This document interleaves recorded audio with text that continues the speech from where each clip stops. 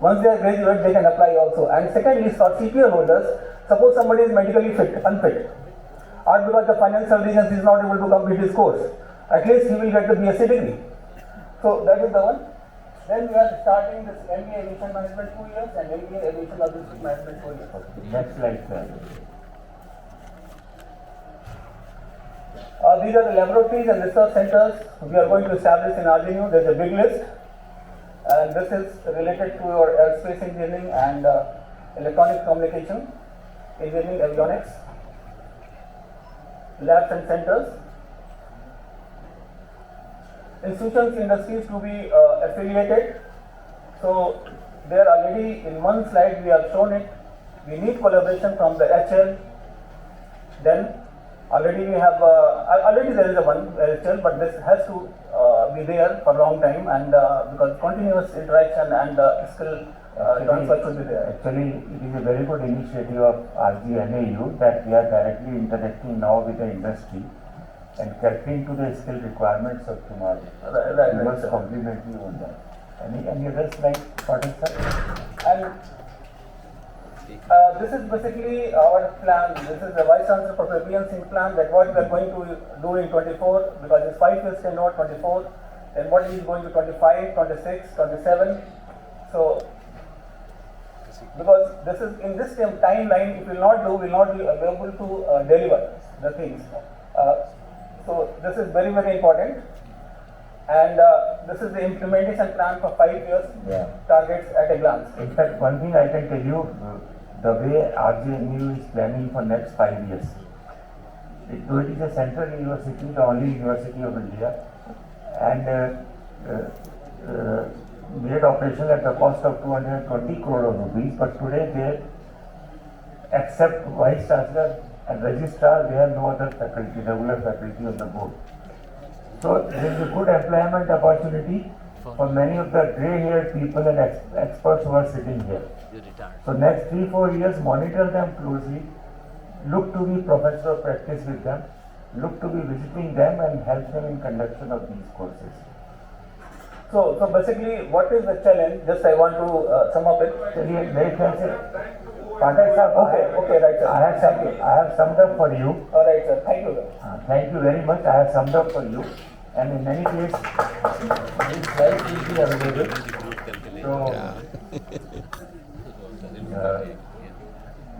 Manish, I request you to please take over. Come directly to the subject. Skip your slides on Pawan's introduction, you all know about it. Come straightway to your skill centers and the way you are helping them.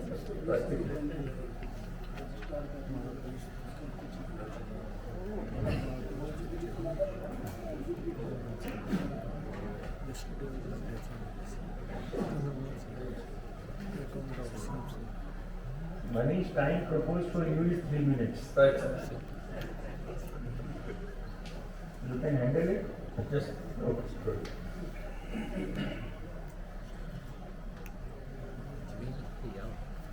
So basically, respected General Sir, distinguished guests, and esteemed dignitaries on the dais. So basically, I'll be covering our governance contribution in the field of scaling and also for the ease of travel, like providing the last mile connectivity, both put together. So I extend my heartfelt gratitude to the organizers for inviting me to this prestigious event. It is a true honor to stand before such distinguished personalities and mentors, many of whom have played a vital role in shaping my journey.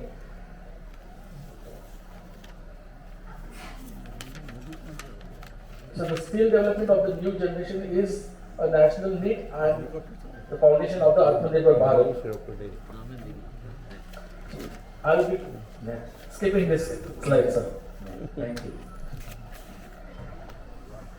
So Pawan's contribution towards the last mile connectivity. Can I go? We all are aware of it. You are presenting all the. So Pawan has been flying from Kashmir to Kanyakumari, northeast to Andamans and Lakshadweep, And we have been like pioneers in providing the last mile connect ease of travel for the heli tourism, heli pilgrimage, like starting the services for the Mata Vaishno Devi, Kedarnath Ji and Amarnath Ji. We have been pioneering also to provide the medical ambulance services, including the HMS, Medivac, etc. In fact, for the audience, let me tell you, once I go to Lakshadweep and I met a youngster, and he said, "Sir, you know what is my specialty?" I said, "No, you tell me." He said, "I was born on a Pavanan's helicopter." That's the pride of our. So that is the ease of travel and last mile connectivity that Pavanans has been providing. So Pavanans initiatives in the skill development. Pavanans are consistently aligned with the evolving needs of the aviation sector through the focused investments in skill development and training. Recognizing the Indian aviation sector growth rate of over 10%, we acknowledge the urgent demand for a well-trained and future-ready workforce. To address the growing demand for the skilled professionals in aviation, Pavanans has launched a series of initiatives aimed at creating a future-ready workforce. During the tenure of Honorable Tyagi Sahab, PHTI, the Pavanans Training Institute, was established in 2009, which provides DGC licensed AME diploma course integrated with a 3 years BSc Aeronautics degree from Mumbai University. The course structure is uniquely designed to blend the academic rigor with immersive hands-on training on live aircrafts. Here in Pavanans, you have the students who are really lucky to actually work on the aircraft, so have a look at the aircraft, the practical training part. Then Pavanans has also tied up with the NIT Uttarakhand. In collaboration with the NIT Uttarakhand, Pavanans has introduced various aviation-focused capsule programs with the aim to provide aspiring aviation professionals with the foundational knowledge and direction needed to navigate the sector successfully. Actually, it is a good initiative in a sense that now the industry is going to the educational institutions, and the concept is at least 10% of the faculty in NITs and IITs, they should be from the industry. So this was the beginning in it, and that's a very good initiative. Okay. So MOU has been signed with the Pondicherry University for MBA in aviation. Under its skilling initiative, Pavanans has signed an MOU with the Pondicherry University to offer a specialized MBA program in the aviation. Then we are in touch with the state government and to develop a cadet program so that aiming at creating employment pathways for the young generation. So looking at the Indian helicopter scenario, you'll see that there are around 300 operators, less than 300 operators. This figure is not increasing because of lack of skilled manpower in this sector. Like we have a total of 201 operators under the NSOP, 31 under the private category, 17 under the state governments, and all put there are only 3 major operators over here. Others are with 6 to 7 maximum helicopters. And a new helicopter coming, it is like we are pulling from one or other. So there is a lack of skilled manpower over here. Key focus areas for skilling, I will not go through all these details over here. Challenges to address high cost of aviation training technologies, retention of highly trained aviation personnel, that is a problem faced by the helicopter industry as such. Cultural resistance among the technical staff, which requires reskilling. Conclusion, skilling is essential for adapting to the digital advancements. I will not go into the details of AI and all those things. Investment in people is investment in aviation's future. Skilling is the backbone of safety and quality. A future-ready helicopter workforce is equal to the safer skies and better service. Thank you, sir. Excellent, Manish, and compliments. You have maintained your time. Thanks. How much is your on-time performance in Pavanans? 80%. So late sitting is good, sir. Not on-time performance. Please come. Before I invite Alpnagi, there are 2 questions for the audiences. Please think over, and after Alpnagi finishes, somebody from the audience will have to answer all these 2 questions. One is, we are looking forward for a policy for sustainable aviation fuel in the aviation sector. What should be done? So that is one question for the audience. Right? नहीं अभी after ship initiate उसके बाद बताइएगा, that is one. Secondly, how do we plan critical system redundancies that would ensure seamless operations in view of the cyber threats, and are there any active measures being incorporated to deal with aerospace safety threats such as drones which can interrupt or disrupt operations? Arpanaji, I'll request you if you could kindly handle these two questions also.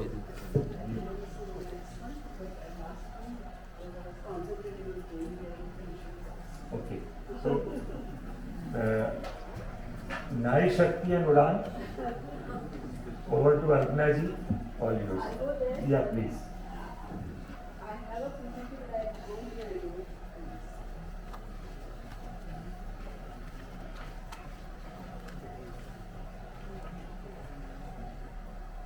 So good afternoon. I'll make it wish very, very short. We'll make it like Indigo does, boys and girls. I hope it makes all of us happy. So good afternoon, boys and girls. Happy to be here.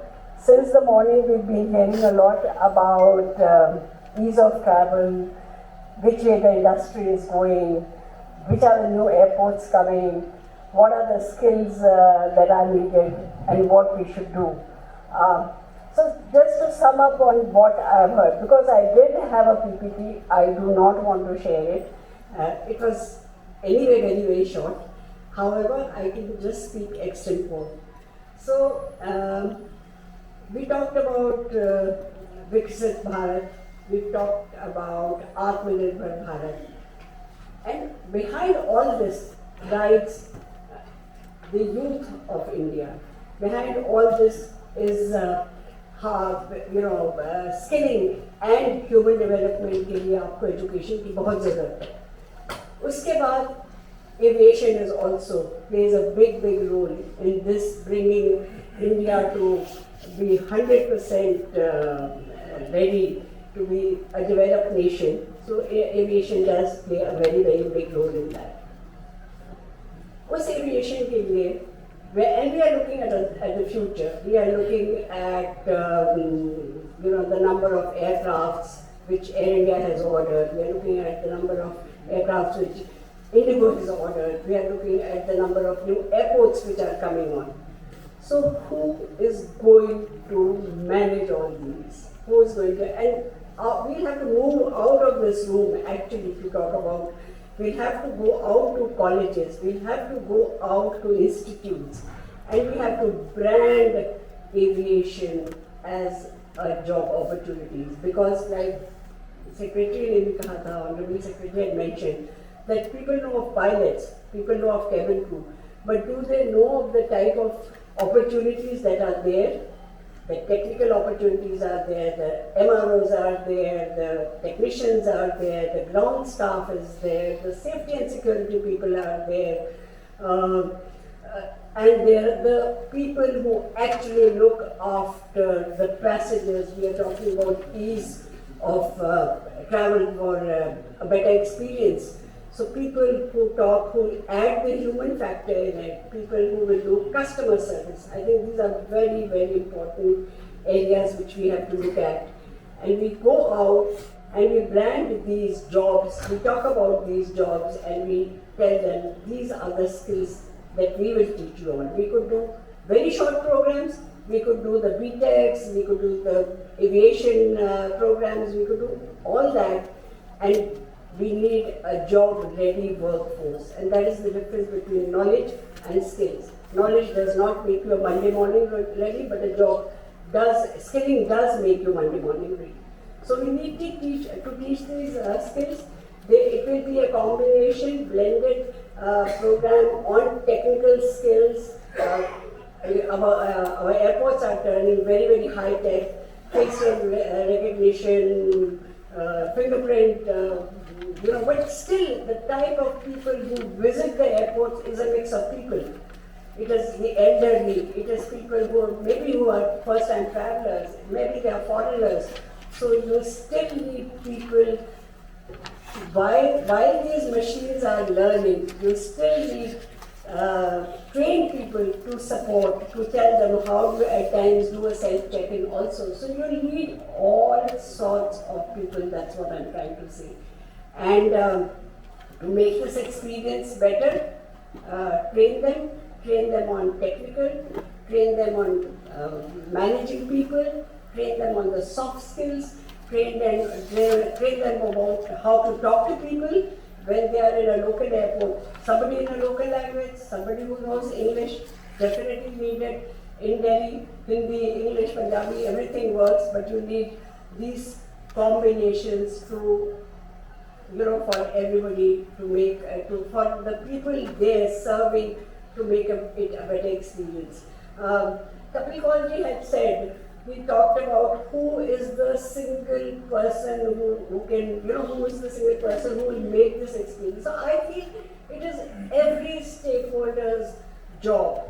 In fact, once in my previous organization, I trained the CISF at Mumbai airport for customer service. Day one, the first hour they were all staring at me, "Hamara kya kaam hai?" Just because somebody is come, I am a security person, I don't need to be taught on customer service. But as the course of the day progressed, they also realized, yes, they have to do a combination of customer service. He's the first contact at the airport. Somebody who's harassed, somebody who's come after, facing a lot of traffic, walks in, and if going for good morning, the experience of the passenger becomes better.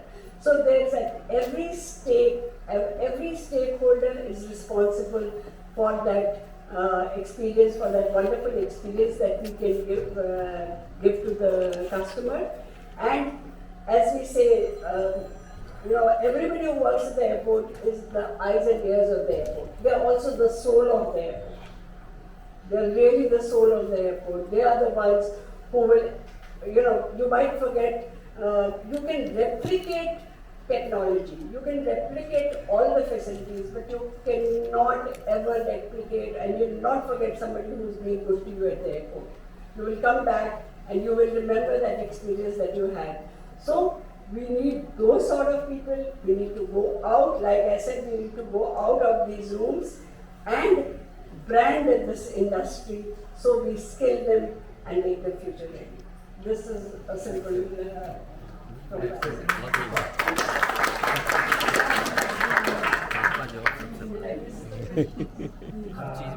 Yeah, but बिल्कुल है।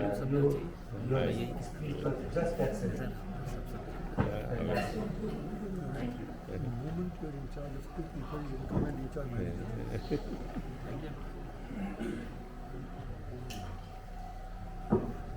In the interest of time,